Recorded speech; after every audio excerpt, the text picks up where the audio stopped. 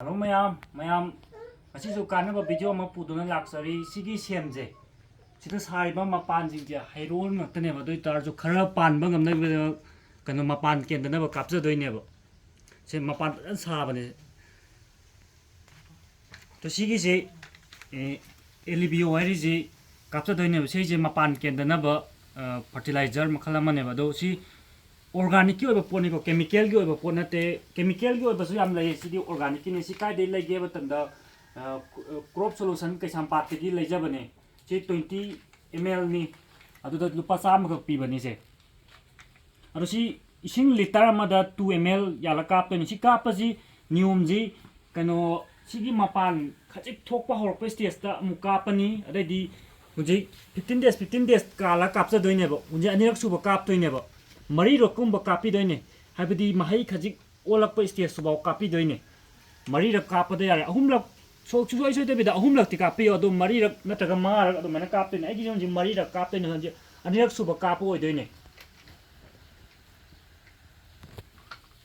हापगे सिलै बजिन litre अमगिने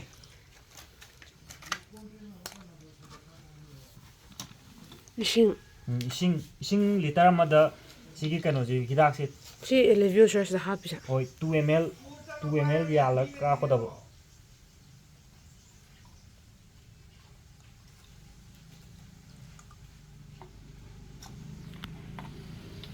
सी copy मतम ए हुंजिक सिदा मफम the पुसिला कापतरी से नोंग तादब मफम ने हुंजिक नोंग चिबे ता लेबैनेबो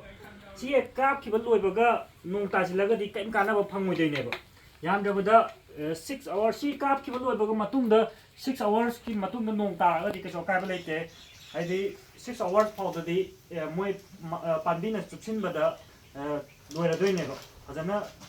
मिक्स तौबैरनि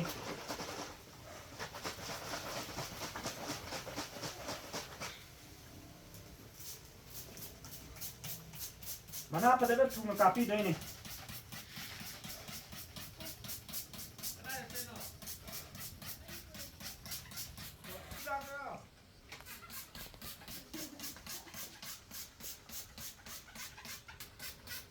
काप मतम अयुक nganta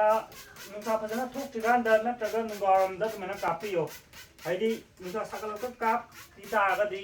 पानबिसिना चुसिन बलो दिगादा नुसा मंगानदुना मसुमदे कंगबा हामदोइनेबो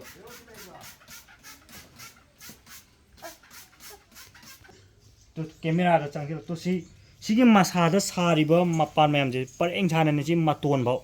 सुमैना सिदजु सिदजु पन सारी जे मपान जिंजे सि हुजिकति हाइरोन मतमनेना सि फजना पानबदि ओइरगो अहुम मरी गदि पाने अदु मागी हाय जनवरी फेब्रुवारी दा मपान तसेंगना अदुगी पानबा मतमददि फजना पानबा ngamni अदु हुजिक सि कापदा हुजिक सि कापगा कयाम पानबा ngambai दु येंगदोरिबनि सि कापदा कांदि कानाबने अदु हुजि हाइरोन मतमनेना तंबा ngamde कयाम पानगनि हायबदो ngasi gi भिडियो सि मतंग साइदा दुम लोसेंजरगे